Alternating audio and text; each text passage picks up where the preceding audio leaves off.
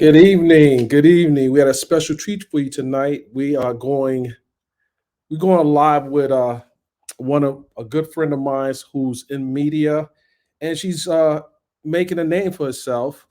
And in honor of Women's International Month, I've had other women in media on the platform, and I think it's just fitting to bring someone on that has proven to have put in the work.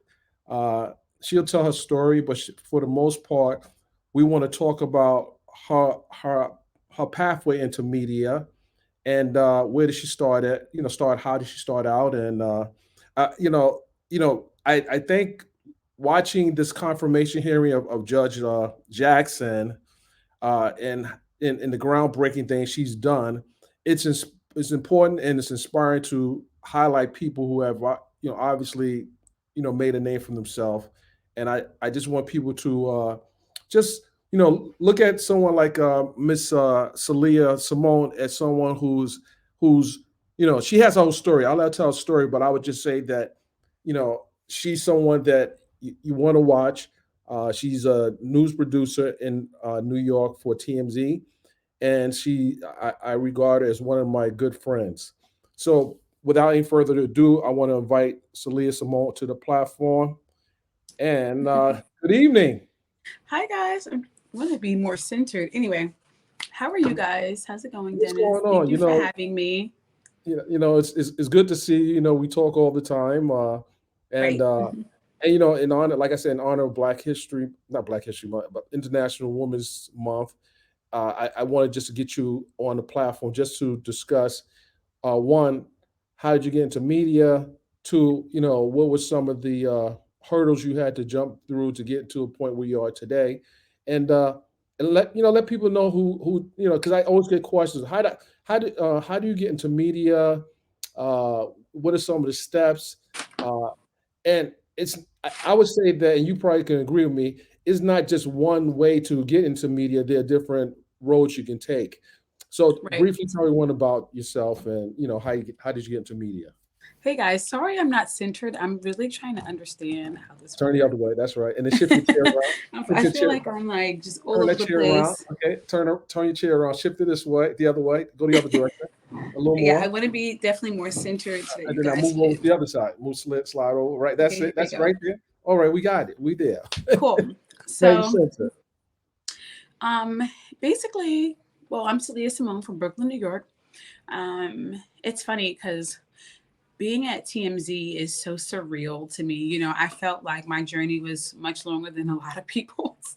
But, in meeting people now at this stage in my career, I realized my path wasn't any longer or shorter than anyone else's. Um, I always knew I wanted to be in media. In fact, when I was like in first grade, I'm like, oh, I'm going to be a news reporter. So my teachers would keep in contact with me and they would always be like, "Well, I thought you were going to be a news reporter because I went to college, I got out, I got a degree in television and radio from Brooklyn College, but I didn't go directly into a career in journalism. I worked in advertising. I worked on a lot of major campaigns, and I worked at some of the biggest advertising firms. And then once ad agencies became more boutique and some of the bigger agencies started to become less important, I got laid off. So at that point, I was just kind of a regular girl. There's nothing wrong with that. I was working a regular 9 to 5. I always made good money. I always wanted to be glamorous, but I still wasn't pursuing this career. And it would be many years after I graduated school that I decided, okay, you've waited too long for this. I had a friend that worked at allhiphop.com. I can't say his name because he left a long time ago, but anyway, he worked at All Hip Hop. He's my buddy right now. And he's like, Steve oh, Ray's, well, right? yeah, Steve. It's Steve is Steve. like, oh, I can get you um, in if you want to get in. I'm like, well, because I knew I didn't want to be like a writer per se for them. I knew that I wanted to be like more in front of the camera. So I'm like, hey, well, do you guys have a red carpet host? And he's like, we don't have a red carpet host. I'm like, oh, okay, that could be me. He's like, okay. So um, he did the application for the 2015 MTV Music Awards. And like 2 weeks later, they approved us, and that was my first red carpet. From there, I hired a publicist because at the time I was selling timeshare at Hilton, and I was making bank. Okay. So I hired a publicist who then was giving me a ton of interviews. So from that August and then up until like April, I just was interviewing everyone. Like I created a reel, I started working, and then timeshare was like going downhill too. I wasn't really making as much money. So I left and I didn't have a publicist anymore, but I still wanted to get work. So I started pitching myself, and things have slowed down a little bit. But then I started to reposition myself at All Hip Hop. I started really like bringing in more of my own stuff again, like how I did initially without a publicist, sending my own emails and getting my own connects. And then it would be in 2019 that I was kind of still floating. I was with All Hip Hop, but then I was having some issues with them. I wanted to get paid. I wanted to get all these things. It just wasn't really working out. But it just so happens that while I was on a break from All Hip Hop, I got a chance opportunity to cover the Tyler Perry grand opening of his studios. Life changing. Once I did that, I'm like, wait a minute now. We're gonna go to the top after this. I interviewed Oprah, interviewed Tyler, Halle Berry, ton of people. Well, And before we talk about the people you interviewed, you touched on something early on a few minutes ago, and you talked mhm, about how you didn't get the money that you were seeking initially, and right, what you knew then, what you know now that you didn't know then, that it actually opened up bigger doors for you. Because sometimes you get into media, you don't jump at the top of the food chain right away. right. Uh, eh, when people are trying to get into media, like yourself, tell the people that are watching how sometimes you have to make the sacrifice uh, to really to get to a point where you want to be at. Explain that to people, and why you just didn't give up when you didn't get the money that you really wanted in the beginning. Why Right. didn't you give up? Well, I didn't give up because I understood that I was only as good as my last interview. And I understood that social media moves fast, life moves fast. Excuse me, y'all. You hear the sirens over. I live in the Police city, in cars the move city. fast. But I understood that um, you know, there's a new girl every day on the block. There's a new girl every day that wants to be a host. And if I wasn't working, she could take the spot that I thought I had. So I just continued to work. I continued to hold down a 9 to 5 because I sometimes would have to fly my own self out to red carpets. And I did. And even if they didn't want to pay for it, I still did it on my own because I knew that at the end of the day, these are my connections. This is my opportunity. And no one was going to put me where I needed to be but myself. So I made that conscious decision, and I feel like it was the best thing that I could have ever done. Um, I mean, it didn't feel like that at the time. I had a lot of times where I was broke and didn't have money and felt down and out, but people would see me on Instagram and be like, or Facebook and be like, yo, this girl's popping. Yeah, I'm wearing a nice sparkly dress, hair done, nails and everything. I'm on a red carpet, but I flew my own self out. But I think that all those experiences prepared me, but it would be really COVID that forced me to really assess what was missing and fine tune things, if that makes sense. Absolutely.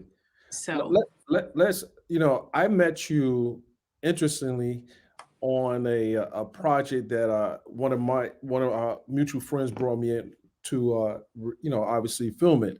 yeah. And from there, we've been nonstop, working together and pretty much just. I mean, if we let people know how often we talk about media, it's like wow, almost every day. I think every day. Right, right, You right. you you gave it a term early today, and I laughed. That's why I started calling you that name. But it was funny with the term that you gave me today. Uh, we're not going to use the term today, but it was just funny when you said that. Uh, so I'm gonna give you that nickname. When I started in media, um, it was a lot of times that I would have to literally get to these events on my own. Spend my money, like fly to the Grammys. It Right. was times that I had to pay for this. But I knew when I got there, once I knew I had the credential, I knew it was just about getting the work done and then, getting the work sold, And a Right. lot of times people don't want to invest that kind of money to actually get the story done. Sometimes you got to travel on the other side of the country to get the story. And you spend a lot of your own resources initially to do it. Talk about let's talk about that part and how you make that decision to do that, not knowing what you would get out of it, and then how that helped you to bring you to where you are today. Well, I think initially I was just kind of going with it because I had a job and I had money and and at one point or another I had like a boyfriend and I'd be like, okay, I pay for it. So life was okay. I was doing what I had to do, but I was kind of going with the motions. And then eventually, to be honest with you, I saw some females that I felt who had started with me who Hmm. were kind of getting past me. And I think that that's a problem that a lot of people have. We look at other people's Right, backyards and yards right. and stuff. But what that forced me to do was to kind of look at what I had going on and said, okay, you can fly yourself out, but when you get there, you just can't be doing a red carpet. So Right. not only would I do red carpets, I would set up interviews outside of the red carpet so that I can make sure I get an exclusive. So case in point, I had one BET Awards where they kind of didn't really even want me on the carpet. That's another story. And I ended up securing an interview with Saweetie, which I then sold for not that much money to Rap TV. And it did like 500,000 views. They loved it. They went crazy. And then that kind of started the relationship of me actually kind of making some money. But getting money out of them was not easy. But this, I hope I answered your question, No, you Dennis. did. But Yeah, you did. so it just wasn't about doing what I used to do, which was just the red carpet. It was like doing like what else can I do in that 3 day time frame. I would pack my days out with meetings and interviews off site and outside of the carpet. And then I would also take my phone. It's so weird that I work for TMZ because I would take my phone and stand outside of the Ritz-Carlton Hotel and interview anyone that would come out and get them to shout me out and say crazy stuff. And so I was just building a plethora of content. And then funny thing, I ended up taking some of that content and using it on my TikTok, which some of it went viral. So I kind of repurposed my content. But that came with me actually realizing like you just can't skin the cat one way. That's not enough. You got 30 million people that want to be in your spot, that want to be on red carpets, that are going to come harder to you. So I had to do everything. Every platform had to be cultivated in some way. And that's what I did. People I hope don't. that Yeah. makes sense. Now, I want to say some people that would, like people don't know, but you've interviewed some very huge people in the short period of time that you've been with, not just with before TMZ, but your biggest person I think you interviewed was Oprah Winfrey. Right. Would that be correct? Yeah, I interviewed Oprah at the Tyler Perry Studios grand opening. And the crazy thing is, that was a tip. Somebody gave me a tip that that was happening. And they told me, don't say I helped you. Like, I didn't give you that information. So they gave me the email. The lady immediately declined me. She declined me for 2 days. And then finally, I was like, listen, I'll come by myself, just me and my camera. That's it. And she said, you're confirmed. And that was probably like a Thursday. And I then spent my little bit of money that I had and bought a flight. And then one of my homegirls, oh my God, like she always used to let me crash on her couch at the hotel or share a bed with her. And she was with some clients and they had got a suite. So she was like, yo, I'm sure that they won't mind if you sleep on the couch. So I flew to Atlanta, slept on their couch, and then literally left the very next morning. I think my flight was at like 6 or 7 a.m. and I came back. So Now, Oprah was a very big one, but you had some most recently you had some very big one. Oprah was, I cried. I literally cried for like 2 days. because I couldn't believe that it had happened. I wish I could interview her again. I didn't necessarily like my question, but I got so overwhelmed that I couldn't really think. But yeah. Another big name is Whoopi Goldberg, Yeah. another legend. How was that for you interviewing someone who has paved the way for a lot of African American women? How did that feel for you? It felt amazing because, to be honest, with A-list people, sometimes they're so nice and sometimes they're not as nice. And it's not even that they're mean to you, it's that they just don't make the time to speak to you. They're like, okay, yeah, whatever, and they go about their business. So I didn't even expect Whoopi to talk to me. And when she stopped, like her publicist was like kind of ushering her along. She actually stopped and looked at me and was like trying to understand what I was saying. Then she goes, "What did you ask me?" And I'm like, so I just You got to started remember, spewing out. she started in media as well. She Yeah. started as a reporter. Oh, I didn't even know that. I thought she started out as like a comedian on the Carol Burnett show, but No, she was a news reporter. did not know that. So Yeah. So I literally just started like spewing out the question, like stuttering, trying to get it out. And then she gave me like this super passionate answer. The weird thing is, it literally was a rare moment. I can't describe it. It just was a moment where it was literally her and I. It just felt like it was just us two. And when it was over, I turned around and I literally had like 10 people behind me that were like, she spoke to you the longest. Like, oh my God, like, do you know? Like, they were talking to me, like, who are you? People started coming up to me, getting my, like, asking me for my card. And I was just like, okay, like, I don't think I did anything different than what I would normally do. But, you know, oftentimes I'm told that I don't give myself enough credit. You know, I've been doing this so long. I've been doing this so long I think I've for, told you that a few times.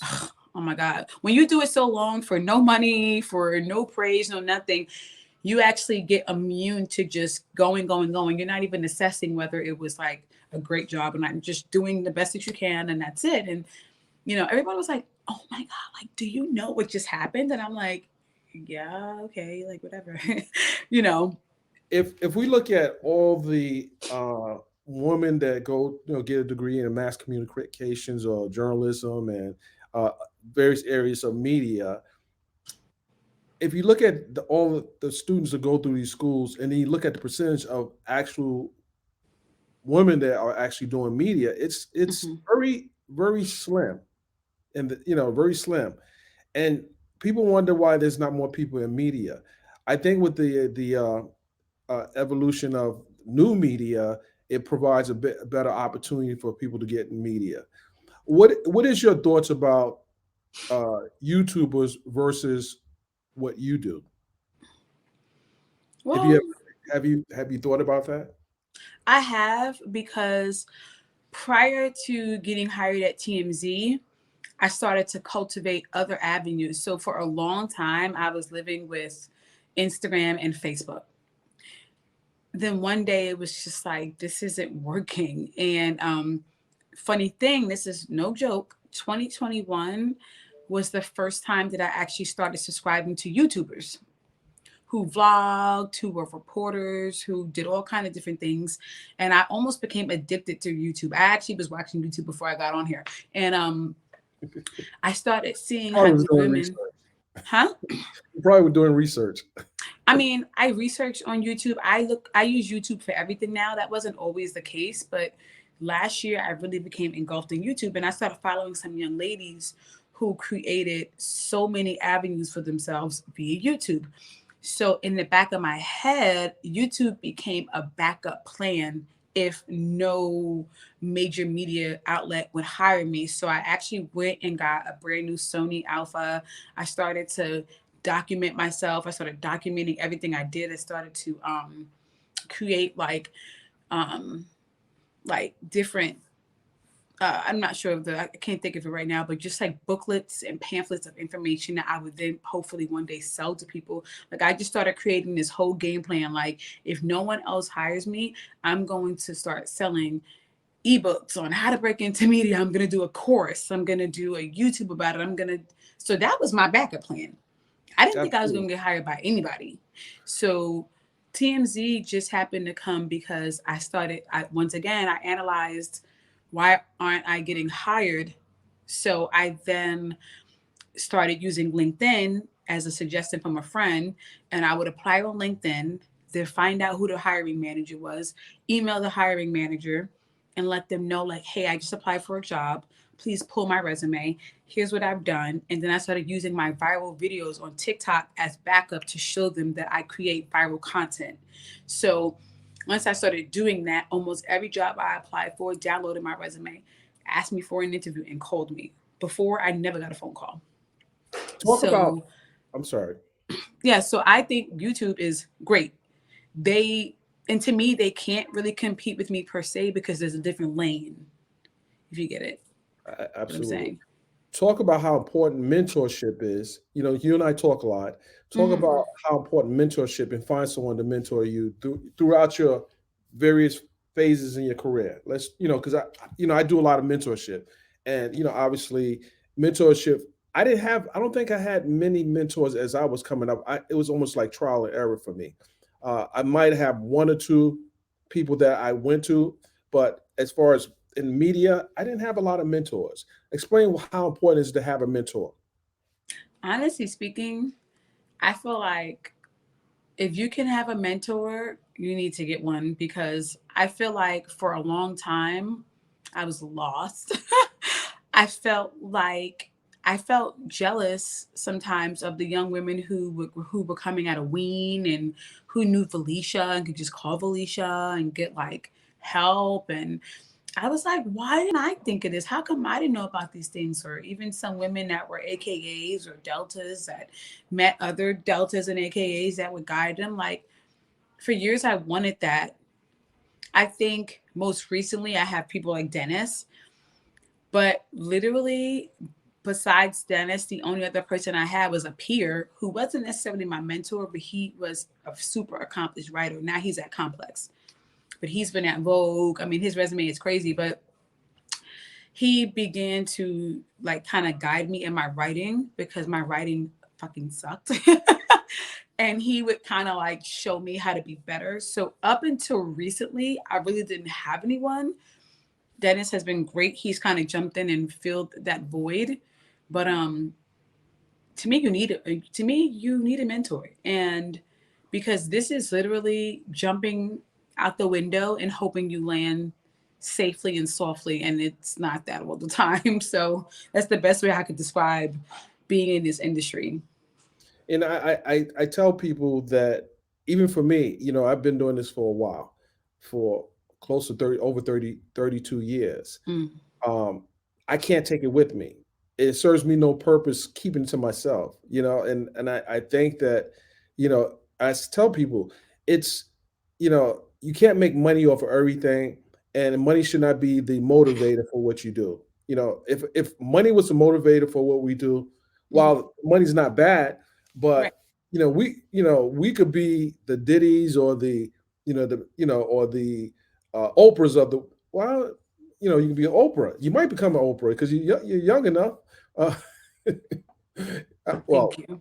yeah. Well, let's just say that you're on the fast track. I've worked with different people, and just looking at you in a span of just 6 months, and I've known you over 6 months. I think it's almost 2 years now, or three Yeah. years. And looking at how you attack stories or how you go for the story, and you know it's always butterflies. Even with me in certain interviews, I'll start out with a butterfly, but then I'm like, okay, we'll just get into the group, and talk about how do you know, get rid of the butterflies before you go do an interview. What are Well, the some of one thing I want to touch on really quickly is any person that reaches out to me and asks advice, I always give it to them. I don't care who, like if they say, hey, I want to do this too, I sometimes will do voice notes with them so that they can hear my voice and I tell them like everything. I'm very candid about the times that I worked and didn't get paid. I don't lie to people and sell them a dream because that's not real. But I right? do let them know, like, you know, some things that I think I did right and some things I did wrong. And I always let young women, especially, know like do not sleep around to get up to get to the top. That's not the way. But that's mine. That's me. I'm not judging anybody who I did mean, that. no, Me. no, no, no. That's good advice across the board. I Yeah, I mean, feel like a I lot would of say that women as a man, that's good advice across the board because you're going to lose respect in the industry, and then one could say that they had me. I don't play that game. I always wanted people to see me for my talent. So I always explain that to other young women.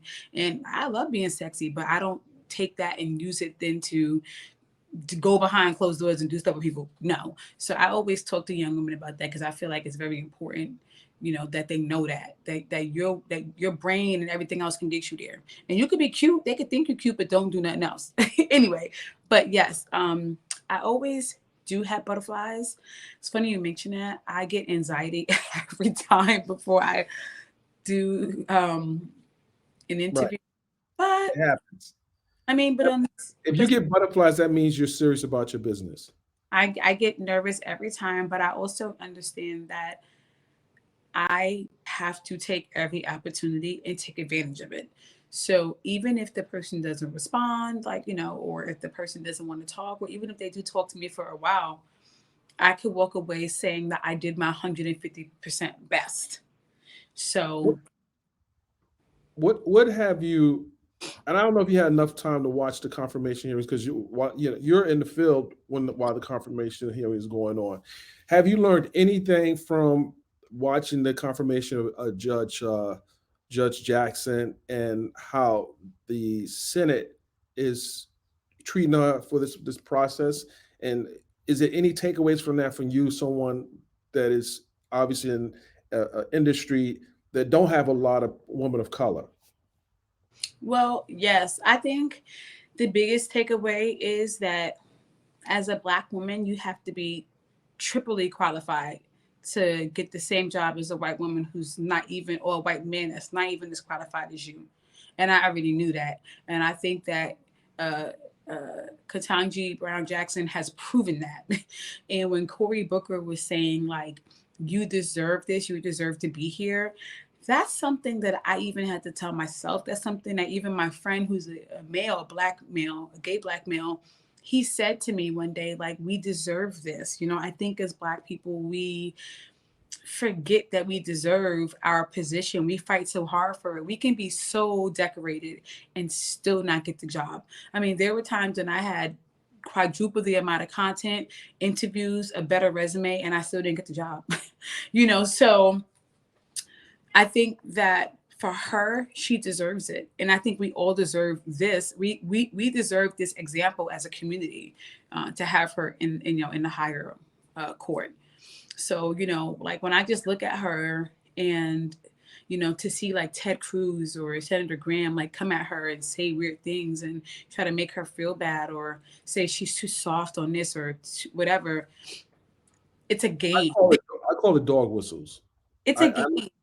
Yeah, it's a game, and they're trying to make her feel like she is not worthy, and that's not true. We all know she is, but they would like her to believe that she's not, and she doesn't believe that. So, We talked about some of the pet peeves that we encounter as journalists, and most recently we talked about the rappers who try to avoid the camera, but they want to be a part of the camera. Let's briefly talk about that. And how do you feel about that when like when you get these big names, like these names to A-listers, they'll stop to talk to you, and then you have rappers they'll be racing. We won't call any particular rapper out. We don't have a problem there, but let's just talk about some of the rappers that do that to well, you. well, I think that as a community, we still have a long way to go. Um, we respect each other, but I think as people of color, my own people have made me jump through hoops before they've given me an applause. While, I literally have worked with white owned companies that are like, oh my God, you're the bomb, you're amazing. Like, I feel like we have to stop waiting for that validation from someone else to then accept our own people. Like, don't walk past me now, but then if you see me on E, then I'm valid. Like, no, Right. I'm valid now. Like, I'm here trying to talk to you. And I never forget when Halle Berry stopped and spoke to she's like an acquaintance of mine, Emerald Marie or whatever, and she stopped and spoke with her, and it was like, oh my God, she stopped. Yes, this is a journalist. She's not any less valuable than another journalist. It doesn't make any sense. It's like we have to stop waiting for that validation of someone to then support them. We need to be supporting our people at all costs. And it's like, I'm literally holding a TMZ camera. I'm not out here just with any company. I don't Right. understand Right. why I have to prove. Reach millions.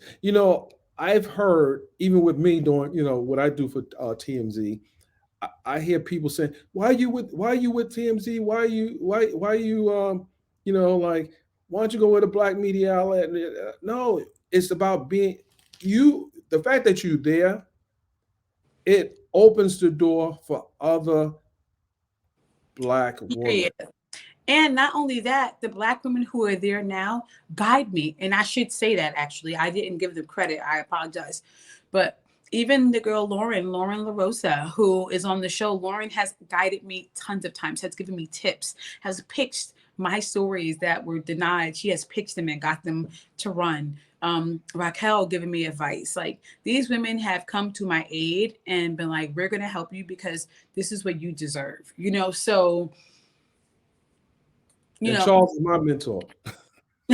Well, not well. I will say no. We joke. We go back and forth. He's from the Bronx. I'm from the Bronx. I might be a little older than Charles. I I think never I'm. knew that. Yeah, he's from the Bronx as well. So, So you cool. know, I tell him sometimes, Charles, you're giving the Bronx a bad name, just messing with him. But You're it's important that we have a seat at some of these tables. Those who are not, because if just to think about this, if you have someone like you have TMZ reporting on people of color, who's best to do the reporting on people of color? right. And I think that for a long time we have accepted and gotten used to people telling our story. Now the blessing is there's the shade rooms, there's the Boiler Alert, there's the Hollywood Unlocked that are black owned, which is great. Um, and what I do, it's funny because even like with Jason Lee, most recently he had a story that wasn't true about Queen Elizabeth that she died, and it's like I can't even get mad at him. And you know why I can't get mad at him? Because at this point, a lot of black it's the truth. I'm thinking about that and a few other things. I'm We just only mentioned I'm that. only mentioning it to make a Jason, we're just talking about the Queen no, is no, still no, no. alive, I'm Jason. mentioning it because what I love about him is that he is now saying, I'm not going to keep pulling from a TMZ or E. I'm going to break my own stories. And even prior to that, he was known for breaking the Tristan Thompson and Jordan Wood story. He also, I can't remember some of the others, but he's had quite a few stories that he's broken. And I commend him even with the errors because he's now stepping up and saying, I am not going to just take from other outlets and create news. I'm going to also break my own news and create my own name. You can't get mad at someone that's doing that. Like, I mean, you know what I'm saying? Well, So, I've broken a lot of stories, so I get it, and I think that anyone who's really serious about this to want to make a strong statement about their brand, they have to break stories. They have to do the work, and I always say do the work. right. There are a lot of people who regurgitate stories. Sorry. Just some talk. It's normally my bedtime. I'm so I sorry. know, I I'm normally know. sleeping at this time. So it's important that we show that we can break the stories, get out in the field and break the stories. And I think a lot of times people just regurgitate the stories, and they really, like for example, I'll give you an example. Um, hey Jason, or Radar Online reported today that a blogger Tasha K filed a appeal, but actually I broke that story last week. They broke it like it's news today, but I broke it last week, literally an hour after the filing happened. And I think that it's important that sourcing is important. How important is sourcing for you? Sourcing your work. How important is that for you? You mean like as far as getting like an actual person who knows what they're talking about and confirming the story, Well, you or talking about actually more finding stories? finding stories, like giving credit to the story, giving credit to the story that you've done when you were doing writing, because you did writing as well. So Yeah. I mean, I only went with top sources. I didn't like to go with smaller outlets sometimes unless I knew who the person was from the outlet. Um Also, I have a like so I was always industry adjacent, like pretty much my whole adult life. I always knew dudes in the industry. I was in the industry, go to parties, I kind of always was in the circle. So sometimes I would even call people and say, "Hey, is this true?" Very, very good example of this is when Kobe Bryant died. Um, I did not write the initial story, but I was trying to tell all hip hop that he died, and they did not believe me because at the time, only TMZ had broke that story. CNN didn't break it, and no one else was talking about it. I then made a phone call to a friend of mine who is heavy in the NBA world, and I called him and was like, "Hey, is this story true?" And he's like, "This story is true." And I repeatedly told my editors, like, this guy would not lie. He is friends with everyone. This is a true story. This is real. And literally, everyone thought I was crazy for the entire first 30, 45 minutes that no one else reported it except TMZ. And then when CNN finally confirmed it, they were like, but, so I know that's like a you really got to get it right the first time, especially when you're reporting a death story. And it was one big one that I reported that I had to call the family members, had to call the right people before report. It was a rapper DMX. When he died, I had to check with the family, had to check with with right, close family. I just couldn't put a story out there like that. He right, DMX died, and get it right, wrong. Oh, he's still alive, and that's right, why it's important to have those type of sources. And you don't get those sources, either you build relationships early on like yourself, or you're connected to, you can't be connected to everybody, but you know somebody that knows somebody that knows somebody, right. and you bring it all together. I mean, but he had disclosed to me like he had about 4 phone calls already at that moment from a Shaq. I mean, the list goes on and on and on. But Shaq was one of those people, other people who had already confirmed that story to be true before. Right. And you know, I guess they felt like, how would you know? But this is someone that prior to me, literally about 3 years before I actually started following my career full throttle, this person would invite me to every Nets game and I would be backstage. I would see all kind of stuff, but I had an NDA and I couldn't say anything. I couldn't, so I mean, even down to people like sleeping around with each other, all kind of stuff. Like I really knew a lot of stuff and I knew that he was a valuable source because he could be trusted, and all the things he knew, he never went to the media about it. But if I had to confirm something, we had that trust that he could tell me and I wouldn't go and be like, unless it was something like a Kobe. There's some people that think it's real important to be friends with a lot of celebrities. For me, I don't think that works, because that will that actually goes against the work you do, because how can you report on someone that you're too close to? Yeah, and I think, we know, I'm not gonna put the names out there, but we know certain people in media have to be close to celebrities, and that's just what they feel that's necessary. But that makes it really hard for you to be able to do a effective story. Do you find yourself uh, having to decide whether or not you're going to report on someone based on your relationship? Well, not necessarily. I mean, I have a lot of people that I'm getting to know and they know me. I have their number, I can call them. But on the same token, I try not to be super friendly with these people. A lot of the people who know me and I know them are men, and some of them are involved, they're married. I never want them to think that it's going to go beyond that, and it's always business with me and them. So they know it's just that, and that's how I treat them, and that's how I deal with the writing. It's business. This is what I do.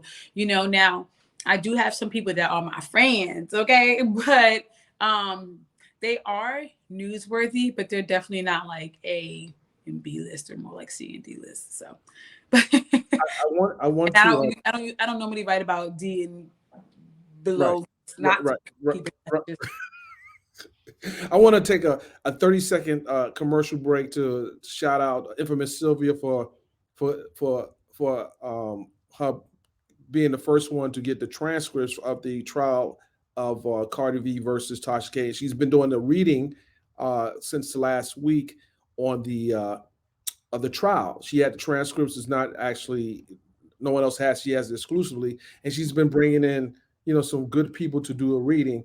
And I want to give her credit for that because I think through my peripheral I saw a comment that she said she doesn't get credit, but you're getting credit tonight, Sylvia. Going back to a regular I schedule. am going to probably also call it a night because I am have to get ready for Absolutely. me. And But I had to get ready to be able to talk to you in the morning. How about that? but this was great. I appreciate you inviting me on, and I hope somebody got something out of it. Yeah. Absolutely. And we're going to do this again. We know we're going to do this again, but I just, this is important because you're someone in media, Black woman in media. And again, this is International Women's Month. And, I want people to know that I support my Black sisters and I'm there for you whenever you need me. Awesome. Thank you, Dennis. All right, Now guys. go to bed now. And tell mother said, we'll talk later. Okay, awesome. Bye bye. Bye bye now. So, guys, there you have it. I just wanted to. Last week, I had Crystal. Actually, I was on Crystal Jordan from Rolling Out Magazine's platform, and I like to bring people in that can provide some context to what we do in media, and Seleah is someone that obviously I've been mentoring and she's obviously making a name for herself, and that's important. It's always important to pay it forward. It's always important. I can't mentor everyone, but I do mentor people when the opportunity presents itself. Um, I think Sylvia can attest to that as well.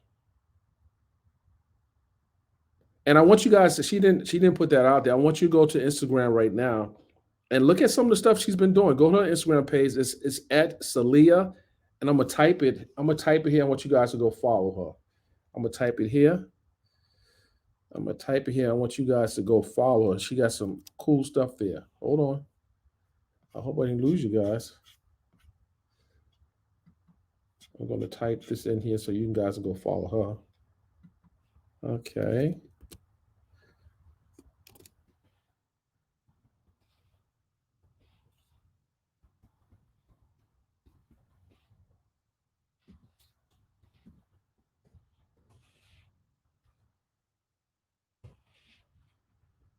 Okay. There you got it. I'm gonna pin that. Can I pin that? No, but I got it there. Just that's how you follow. Go to Saleah Simone on IG. And she has a cool interview. She's been very modest. She's interviewed some really cool people. She interviewed Rod Stewart recently. How about that? If anyone know who Rod Stewart is, that's a legend. But she's interviewed legends. But yeah, like I said, I just wanted to bring her on, and I'm going to have, I haven't been on, on YouTube just because I've been busy. I'm busy. Um, Working on things. I got some cool things coming out, but I wanted to take the time, and this is why I'm on late. Typically, I would have been on probably 5 or 6 o'clock, but she was available, and I brought her on, and hopefully, someone could take something away from what she said or the conversation. It's going to be on, you guys. I don't think I even tweeted this out, but yeah, I hope you enjoyed it. I also want to bring on one other person real quick here because she's here. Let's see it. That's for you, Sylvia. I just sent you a link, Sylvia. Click on the link, Sylvia. I want to bring you on just to talk to you briefly.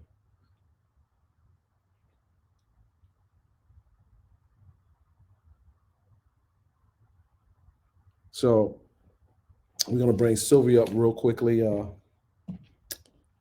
I want to tell you why I've bonded with Sylvia, and I want to tell you so people can understand how I connect with people in this industry.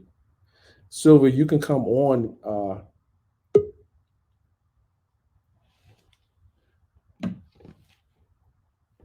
Okay, Sylvia's here. I'm gonna bring her on real quick. Hey, Dennis. Hey, Sylvia, How are how are you? you tonight? I'm good. How are you? Good. I'm sorry I missed the reading. I was getting ready for this one. How did it go tonight? It went pretty well. It went pretty well. It was good. So, We got the Mimi part. oh, okay. I thought you was at that part earlier. I know we were almost there because they had to go to the car to get it. Remember lunchtime and Oh, yeah, yeah, the lunch time. So you mm, heard Hollywood Unlocked and Radar Online reported that the blogger lady filed the appeal. Didn't I do that last week? that was last week. Because you called me and told me then. Isn't that Did they this? give you credit for it? I'm good. You know, I'm good. People know I do what I do, and they will know. Because we updating our website. That's so when people go to the website, we actually updating the website. So a lot of breaking stories. We about to put that You're smoke gonna do down. it. We're Yeah. about to put that smoke down. So I was saying before you joined in, uh, I've I I work with people because I get a gut feeling about people. I Hmm. get a gut feeling. I try to at times bring people on to work with me because I see a level of passion in what they do, and Hmm. I like to help navigate that. That passion if I can. And you're Hmm. someone that obviously I've been helping recently. A lot. You've been You helping know, me a lot. I think that it's important that, like I said to Saleah, is to pay it forward. We pay it forward, and you know, if you can teach someone, and someone else can teach someone else, it works. It Yeah. works, Yeah. and you move with integrity. And the people to understand. I see some of the comments, and I don't really like to feed into some of the comments, Hmm. but when people challenge your authenticity of what you do, um, like Senator Cory Booker said during the confirmation hearing of Judge Jackson, Hmm. just dust it off your shoulder because if they, I feel like if they're so laser focused on you, what are they bringing to the table? You Yeah. know, you know, Exactly. and the problem that we have is people make a mockery of something that people have dedicated their lives to do, Hmm. and that also creates a problem. But you're one of the elders, and that can obviously convey you know media from you're a blog, you're a YouTuber, and you can bring some of the things that you learn from other journalists onto your platform. And like I said, if anything you need from me, I'm here for you. Thank you. Thank you. Thank you, Dennis. I appreciate it. And you've Um, been very helpful. That people don't understand. You've been very helpful, especially like when I'm getting ready to put something out, and I'm like, Dennis, is this right? You give me some little pointers and stuff. You've been extremely helpful, and I and appreciate you. without saying any names, I want to also say that when a grown woman is on YouTube talking about another woman, it says less about you than more about the other person. Yeah. The name calling and the immaturity and all that, you laugh at stuff like so. Don't let that stuff bother you. It says a lot. And sometimes I've learned also that everyone doesn't need my attention. Hmm. Hmm. I've learned that everyone doesn't need my attention, Yeah. because they use people's name uh, for clout, other people's name for clout, instead of just trying to get the lessons. Yeah. And that's where I think that you're going to beat a lot of people in this game as you grow in it. Yeah. You're going Yeah. to beat a lot of people. I've noticed you showed up. Not too many people would travel from Atlanta to go to New York to cover a trial and spend that much time there, Yeah. and that says a lot about you. It says a lot about you. It's just the balancing of the information is important as well. You got to be balancing your reporting. I mean, even if you have a a preference to someone, but when you report it, you gotta try to be as balanced as possible. Like for Yeah. example, when I was covering the Cardi B and Tasha K story, now it was nothing that I said in my reporting that was inaccurate based on the transcripts that you read, Yeah. but maybe because I may have been a little more animated or a Hmm. little more graphic in my reporting doesn't mean that I didn't report the news. Some say, well, you shouldn't have reported because maybe you had some. No, I reported. It is exactly why I should report it because I had an insight in the story. So, I just think that whenever you're doing whatever story it is, I don't care if it's, there's a trial or on someone, seek out as much information as you can so your story can be right. And if you have a doubt, you reach out and to your sources and act. Hmm. How should I? If you have 99% certain the story is right, you don't put the story out because that 1% can get you in the court. Yeah. True. Make sense? Yeah. Can get you sued. So Hmm. it's a lot of stories that don't go out because they can't be vetted fully. And I think that that's where where YouTubes have to get more tight in their game. Vet your stories. Don't just do a story just for the But sensationalism of it, yeah. but make sure you have the facts to can back it up. You Hmm. know, and I think there's going to be laws change real soon that address some of the recklessness that are happening. But you're on the right path. You're on the right path. Just stay focused, and it's best to get.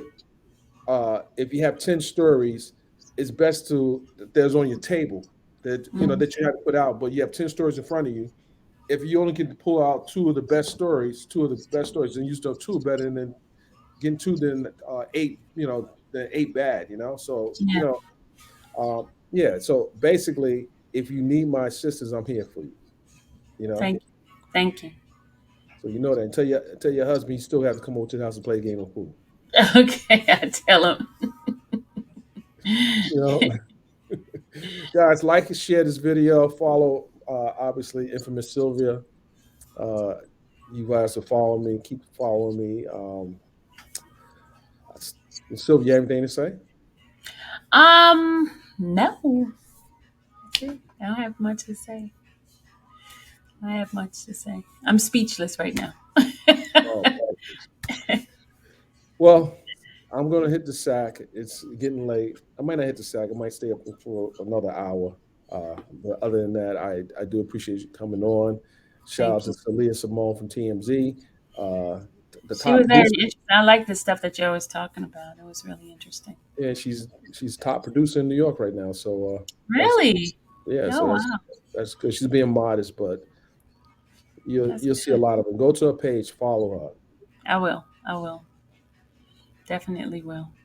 Well, thank you again, Dennis. I appreciate you. Absolutely, Sylvia. Have a good evening, Good guys. Thank you night. for joining. Appreciate you, and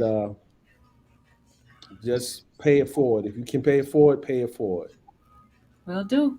Thank you. Good night now. Good night.